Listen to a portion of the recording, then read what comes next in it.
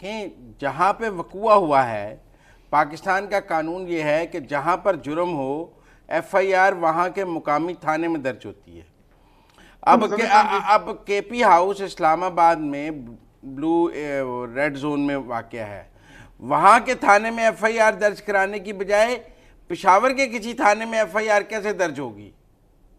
مزمل صاحب اس کی توجیہ ترجمان خیبر پختونخوا برسل سیب سے ہماری بات ہوئی تو انہوں نے یہ توجیہ پیش کی ہے کہ انہوں نے پہلے بھی کوشش کی، پی ٹی آئی کے رہنماؤں نے، وزیر اعلیٰ نے کوشش کی کہ اس واقعے کے حوالے سے ایف آئی آر اسلام آباد کے مختلف تھانوں میں درج کی جائے، درخواستیں بھی دی گئی، ان کا یہ دعویٰ ہے، لیکن ان کو کوئی رسپانس نہیں ملا۔ اسی بنا پر یہ فیصلہ کیا گیا، مجبور ہو گئی کہ ادھر خیبر پختونخوا نہیں میں ہی اس واقعے کے پر کیا خیبر پختونخوا کی حکومت کو قانون نہیں پتا؟ اگر ان کی درخواست پر ایف آئی آر نہیں ہوئی تو وہ عدالت میں ایف آئی آر درج کرنے کی درخواست دیں گے 22(a)(22)(b) کے تحت۔ دیکھیں یہ تو ممکن نہیں ہے کہ آپ وقوع اسلام آباد میں ہوا ہو اور پرچہ پشاور میں درج کر لیا جائے۔ یہ کس قانون دیکھیں کے تحت ہوگا؟ مزمل صاحب آپ کی بات بالکل درست ہے، ابھی یہ تو بعد میں لیگل فریم میں آئے گا، لیگل برانچ سے رائے طلب کی جائے گی، اگر پولیس میں درخواست دیں گے اس کے بعد پولیس کا یہ وہ ہے فارمیٹ ہے کہ جب اس طرح کی چیز آ جائے جس میں ٹیکنیکلٹی ہو، نقطہ یہ ہو کہ جس طرح ہم نے بات کی کہ اسلام آباد میں وقوع ہوا ہے، خیبر پختونخوا میں کس طرح مقدمہ درج کیا جا رہا ہے، تو اس حوالے سے لیگل برانچ سے پھر پولیس رائے طلب کی کہ آیا قانون میں یہ پروویژن ہے کہ نہیں ہے کہ ایک واقعہ ایک جگہ پر ہوا ہے اور دوسرے جگہ پر اس کا مقدمہ درج ہوگا یا نہیں ہوگا۔ لیکن اصولی طور پر میرے خیال میں یہ دباؤ ڈالنے کے لیے خیبر پختونخوا حکومت نے اس طرح ایک فیصلہ کیا ہے، مقدمہ درج کرنے کا اعلان کیا ہے۔ دیکھنا بھی بعد میں کہ قانونی اس میں کیا حکم ہے، کیا مسائل پیش آتے ہیں، لیگل برانچ اس پر کیا رائے دیتی ہے، واقعی اس طرح ممکن ہے یا نہیں ہے۔ لیکن آپ کی بات ٹھیک ہے، قانونی طور پر تو ممکن نہیں ہے، لیکن سیاسی سکورنگ کے لیے میرے خیال میں ان لوگوں نے کابینہ میں یہ فیصلہ کیا ہے۔ اچھا، اب کے پی حکومت کا اپنا موقف ہے کہ احتجاج کرنا ہمارا حق ہے، تو اساتذہ کو کہہ رہے ہیں کہ پہلے احتجاج ختم کریں پھر مذاکرات کریں گے۔ جب حکومت ان کو کہتی ہے احتجاج ختم کریں تو یہ کہتے ہیں ہمارا حق ہے، تو پھر وہ حق پرائمری کے اساتذہ کو کیوں نہیں دیا جا رہا کے پی کے؟ لیکن مظفر صاحب یہی سلسلہ ابھی پچھلے مہینے جو پی ٹی ایم کا جلسہ ہوا تھا، جرگہ ہوا تھا، اس میں بھی یہی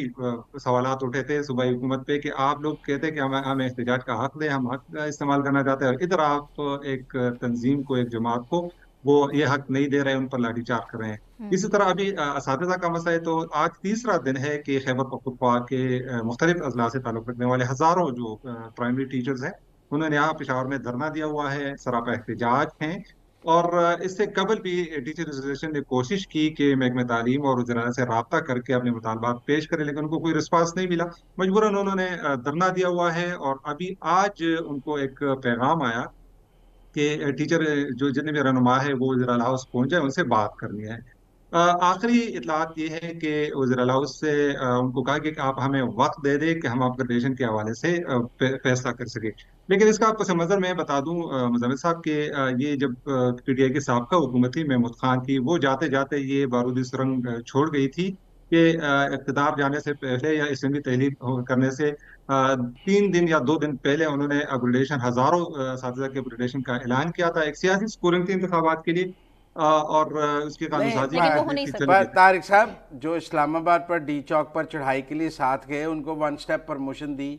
تو ٹیچرز کو بھی 1 سٹیپ پرموشن دے دیں۔ کے پی میں تو 1 سٹیپ پرموشن کی لوٹ سیل ہے، صرف ڈی چوک جانے والوں کو ملے گی، اساتذہ کو نہیں ملے گی، یہ تو کوئی اچھی بات نہیں ہے۔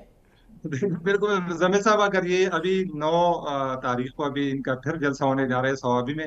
میرے خیال میں اگر جتنے بھی اساتذہ 26,000 کے قریب اساتذہ پرائمری کے اساتذہ، اگر وہ ان کے ساتھ یہ معاہدہ کر لے کہ ہم آپ کے جلسے میں شریک ہوں گے، اور اگر اسلام آباد پر بھی چڑھائی کرنی ہے تو اب پھر آپ کے ساتھ شریک ہوں گے، تو ہو سکتا ہے یہ صوبائی حکومت کو ان کو اپگریڈیشن دے دے۔ لیکن اپگریڈیشن کا معاملہ اتنا سادہ ہے نہیں، جاتے جاتے پچھلی حکومت نے تو اعلان کر دیا تھا، لیکن بعد میں جب تخمینہ لگایا گیا تو وہ کوئی